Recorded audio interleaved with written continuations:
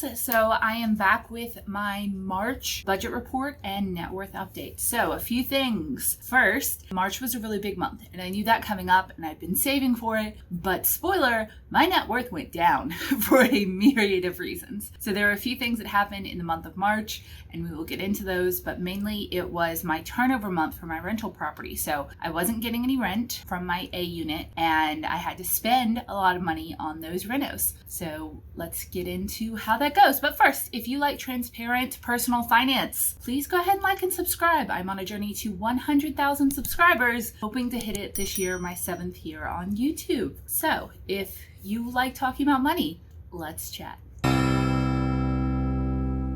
So for March, I made $9,355.78. And there is a lack there of PG property income because my former renters moved out at the end of February. So I didn't have rental income for that side in March, but I also didn't have a mortgage payment in March. So that was fine. However, I did spend a lot of money on renovations, but we're going to go into all of that. I made $3,247 from my day job, $4,028 from Budget Girl, and $679 from Jacob paying his half of my side and electricity and stuff like that. Also this month I got a stimulus check. So $1,400 came in there and that made up a lot of the income that I lost. So that was a fun thing to come in. As you can see here, I had no mortgage expense this month because I was refinancing. I'll have a video below. I had 5 frugal things where I went over some of the stuff that happened in this month. I saved over $10,000 and one of those things was refinancing my mortgage. So if you want all the details on that, go to that video. It'll be linked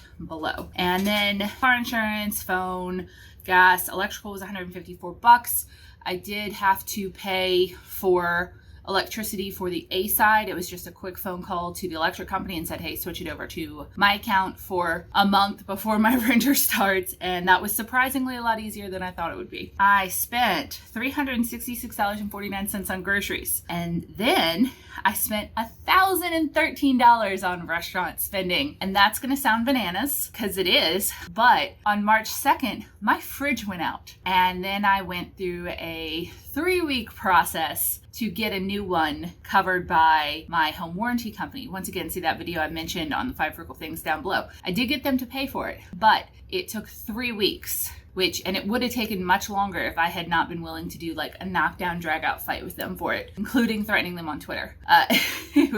Or complaining on Twitter. We didn't have a fridge for most of the month of March. We were also working really hard every single night after work on that rental side unit and doing all the fixes and the upgrades and painting the entire thing and all of that jazz. And so we had to eat out so much and we couldn't keep cold food in the house, which was terrible. I would not do that again. You can actually get a fridge in like 3 days if you just order one off of like Home Depot or Lowe's and you're not too picky, but trying to get the home warranty to cover it was what was the issue there. So as you can see, we ate out a lot and it totaled out to $1,013.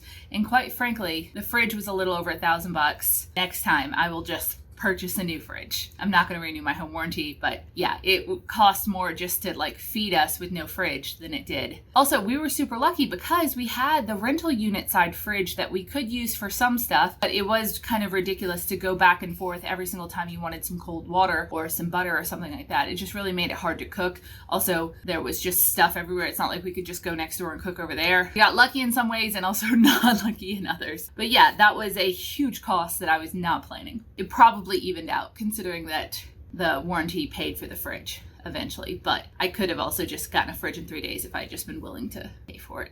So another video on that coming soon.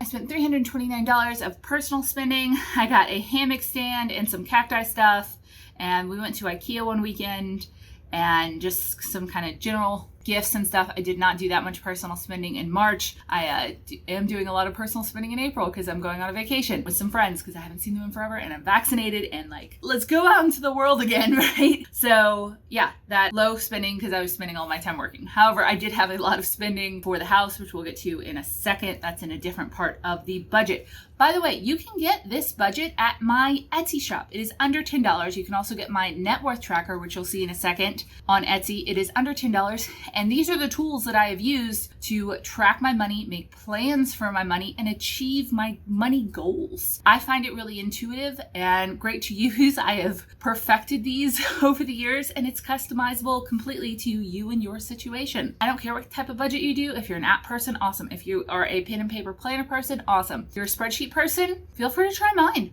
There will be a link down there below.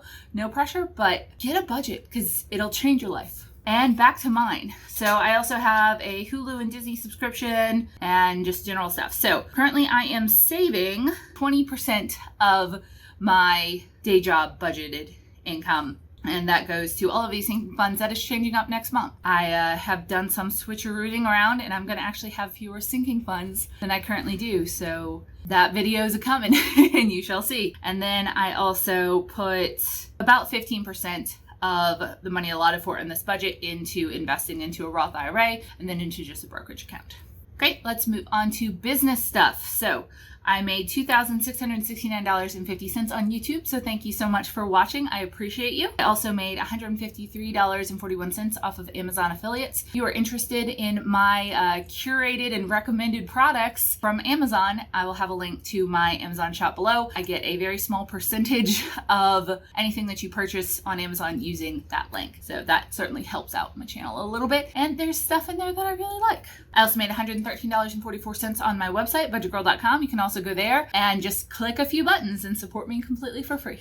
There are also some really good articles on there. There's a new one about how to avoid food waste that could save you a lot of money. And I made $625.20 and $467.33 on Etsy selling my budgets. I also have some debt payoff trackers and some other cool tools there you might be interested in. All right, let's move on over to my Budget Girl expenses. So I spent $74 on internet, $13 on Canva, $19 on Flowdesk. Sign up for my newsletter below. $100 on the person that does my newsletter for me. Thank God for V. $214 on my website guy. $50 on a video editor.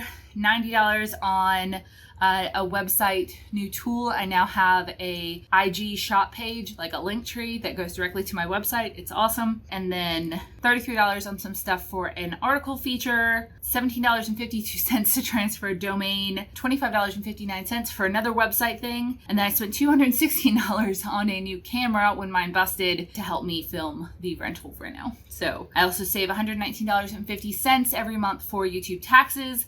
That's about to go up to $500 just based off of what I made last year. And so that totaled out to $973.35, which making $4,028, about 25% expenses, 75% profit. So $3,055.53. Now let's go to BG Properties. So as you can see here, no rental income for the A unit, some rental income for the B unit, and I didn't contribute anything to the mortgage this month because there wasn't a mortgage payment. Here are all of the expenses, and here are some of the things that I paid for. So just supplies, $258, more cleaning supplies, $27. Let's go on down. $68 for paint, $300 for a washer and dryer that I bought used but nearly new off of Facebook Marketplace so that my renter will have a washer and dryer. Portable vacuum, sandpaper, other supplies, $74. Truck rental, $67 to move the washer and dryer ourselves. $75 for lawn care for both sides. $83 for some fixtures for both bathrooms, plumbing kind of stuff. And then I had to go down because there was not enough room. Let's see. I have a whole list here of stuff that I had to purchase at Home Depot and Lowe's, and that's why this video took a while to come out because I had to return all of the stuff at the end of the reno that I didn't use. So all the expenses are here, all the returns are here. I had to buy molding and switch plates, and also the French drain project is in here. If you didn't know, I installed a French drain also in March in my backyard. We did it ourselves to save thousands of dollars, and I talk more about that and show pictures and stuff like that in the 5 Frugal Things video that I mentioned that will be linked below. So those expenses are in here as well because that is an investment in the property. And just all sorts of stuff here totaling to about $800. And then over on this side, ordered upgraded locks, ordered upgraded nest. I had a broken sink fixture thing I had to replace. I spent some money on a tub repair kit because I found a hole in it. New quick key smart lock door locks so that I can rekey the unit anytime I want. I'm really excited about those. I bought all new ceiling fans for the A unit, and those were about $50 each, and they're beautiful. They're LED lights. They're going to be higher efficiency, and I think they're just so much better than what used to be there. I also put in here the new fridge that I bought, which was $1,566.89, and then I was reimbursed down here $1,368.31 from my home warranty. And then more paint at Sherwin-Williams. I spent $875 on some people to reglaze the tub after we patched it. So instead of it being yellow and old and gross, it looks brand spanking new, and that's guaranteed for 5 years. And this also included them installing the new fans and also doing the paint in the kitchen cabinets, which I'm really glad I outsourced. It cost, I was quoted like $400, and then because it was a dark color and they had to do another coat, it ended up being like not quite 600, but yeah, like $450, $500, and I didn't necessarily want to spend that to get the kitchen cabinets done. They're super professional, super beautiful, and honestly, I didn't have the time. There were so many things that popped up during the reno. I did not have the time. That's good. That's done. Awesome. I also paid my handyman $500 for just a variety of things, including installing the new back door, replacing thresholds, fixing just a bunch of miscellaneous stuff, including like completely redoing a toilet and fixing the dishwasher, and just advising me on a ton of things, which is absolutely super valuable. He also switched out a bunch of outlets for me, all sorts of just wonderful stuff that saved my life. I love Chris. You guys can see him in the Duplex Diaries series. He's one of my favorite people on the planet. And then here, Refund shower cabinet, Refund. The washer on my side went out. Home warranty, I got them to replace it, so I spent $632.18 on it. The home warranty refunded me $602.88. And then as you can see, Lowe's returns here. So the total home cost for both sides and all the projects and everything like that this month was $3,867.56. Minus the $500 rent that Jacob paid, we have to deduct $3,367.57. Now, I've been saving for this because I actually wasn't sure how much it was going to cost. I was hoping it was only going to cost $2,000 to $3,000. This is fine. So many more things came up, and I decided to do so many new upgrades, like lights and all sorts of stuff, that I was willing to input this money, and I saved for it. So it was good. I had it saved in my properties savings account, and so that's where that came from over here. So I just deducted that from property savings. What's really cool is that I actually could have just cash flowed it this month, which is really freaking nuts to me, that I could have cash flowed almost $4,000 after all of my monthly expenses between my personal income and my business. So as you can see here, my total income was $9,355. I spent $4,357 as just main expenses, and that includes the $1,000 on food, minus the budget roll expenses of $973. And then I didn't even have to deduct the property expenses here. So I had $4,025 left. I could have just taken the money from the month, but I had the savings waiting to be used for it. So I went ahead and did that. And then I saved $1,500 for tax savings for YouTube because, as I mentioned earlier, my accountant told me that my new quarterly estimated taxes for next year, I need to save $500 a month. So I went ahead and did that for the first 3 months of the year. And now I just have a little bit of YouTube surplus savings, which is not a bad thing to have, because you got to pay taxes. You got to pay them. And then with the remaining $2,525.02, I put that into my real estate savings bucket, which will be eventually used for my next property. You guys might have seen, I've recently toured an A-frame, a quadplex, and coming up very soon will be another mystery one that I really actually wanted to buy. And yeah, you'll see that money eventually get used for the next Budget Girl property, or BG property. Now, this looks a little bit bananas the way I just put everything in here, and that's just kind of the way my brain works. I just wanted to make sure that all of my expenses were accounted for. For tax purposes, let's keep scrolling, because I made myself a little spreadsheet within my spreadsheet, because, well, y'all have met me by now. So, as advised by my tax person, you have to document all of the repairs and maintenance and all the stuff like that that you're going to do for your property.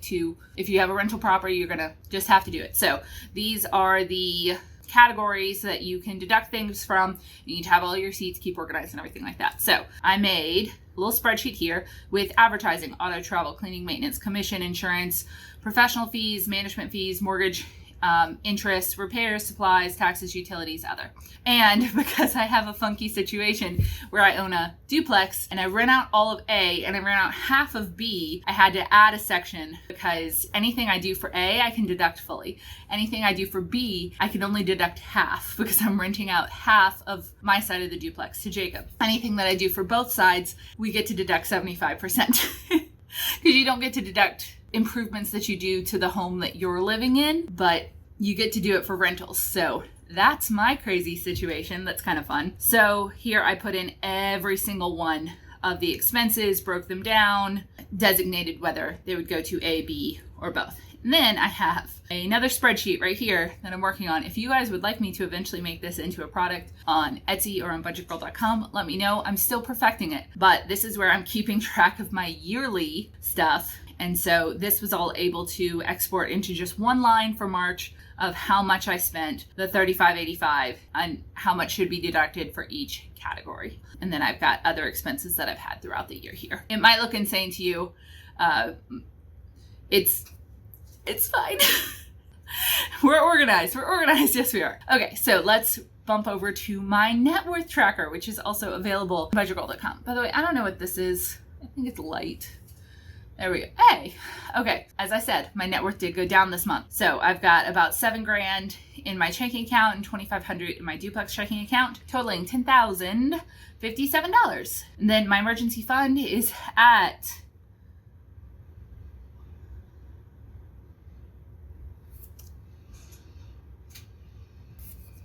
there was an extra period in there. Did that change things? That changed things. Okay, you guys are seeing, usually I do all this beforehand and it's live. I don't know if you could see it, but I had 10.012. So I had like $10 in my emergency fund instead of $10,000 in my emergency fund. And that was throwing off my spreadsheet. It made me think that I was down $6,000, which would have made sense since I spent $4,000 on the reno and didn't have as much income as I normally do. But I think we're positive now. So let's scroll down and see in a second. $10,000 in my emergency fund, $16,000 in my duplex emergency fund, $2,000 in my long-term savings, totaling $28,271 in cash. Next, $12,600 currently in my next real estate venture savings account, and then a mishmash of sinking fund amounts totaling out to $17,000. Once again, that's going to change next month. I think you're going to be excited. Totaling $46,000 in savings. And so far, total cash in savings is $56,000. Yay! That's very exciting. As someone who used to be very, very broke, that's very exciting. All right, next up, there is $13,700 in my teacher's retirement system retirement account, $9,000 in an IRA, $2,500 in another IRA, and then $1,200 in my Roth IRA that I'm contributing to this year. And then about $2,000 in M1 Finance and Acorns, which are two outside retirement investment platforms that I use. So my total liquid assets are $96,617, which is very cool. My house is worth $240,000. My car is worth about $6,000, and my total assets is $342,617. Next, my mortgage went up. That was the other reason I thought it was okay that I was at $6,000 down. I refinanced and I'm waiting on an escrow check. So I didn't pay to my mortgage in March. That doesn't make it go up, but when you refinance, they had to fold in a new escrow, so they cut you a check for the old escrow. I haven't gotten it yet, so it actually looks like my mortgage went up $2,000. I'm going to get an escrow check for about $2,000. It won't have gone up. I didn't sign up for more debt than I had before. It's just one of those things. I asked about that a lot because I was like, I don't want to take up more debt. Even if it's just $2,000, I did not want to. So as you can see, it went up $2,600, and my total net worth is now $116,661, which is up $3,700 from last month, even though I had all of those expenses. I need to run through this and check again, but that might be right. I mean, I saved the $2,000 for real estate investment. I had $1,500 I put to YouTube savings. It's $3,000 right there. I didn't spend more than I made. My investments probably went up a little. Honestly, I don't really track those month over month.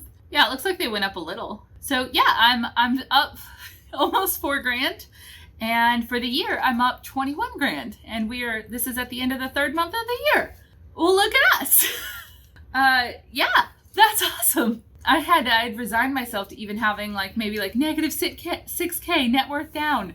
It would have been fine. That would have been fine. But no, I apparently still managed to increase my net worth despite spending a lot of money. I spent $5,000 over what I normally would, and I lost a source of income this month. It's crazy what having multiple income sources and like not spending everything you make does. I guess yay. Definitely yay. Okay, well, thank you so much for watching. I hope you enjoyed that fun little typo that I caught as I was reporting this. Have you ever made a mistake in your budget that you caught later and it was like a big change, like $10 to $10,000? I don't know why y'all follow me sometimes.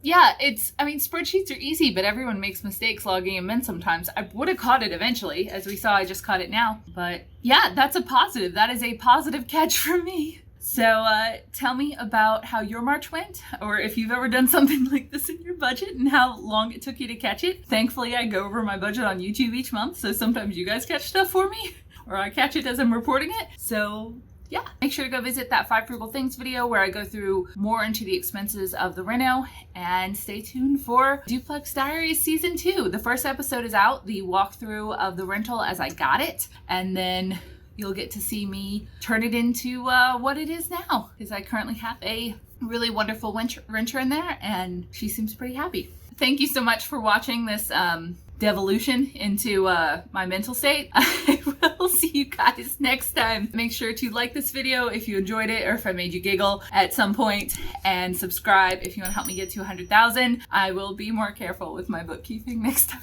I was really proud of that big spreadsheet too, of all things with the deductions. Okay, bye.